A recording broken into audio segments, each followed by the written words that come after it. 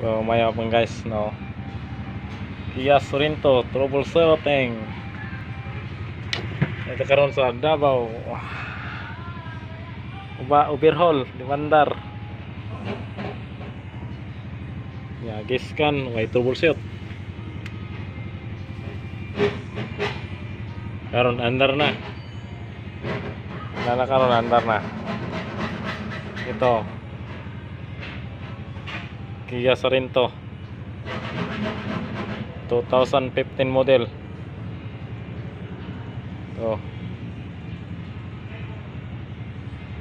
Tuh. Kenapa? May leaking sa injector, numero 2. Wala na, okay na. Bye bye. Jeep. Wala na wala. Upload ka sa YouTube.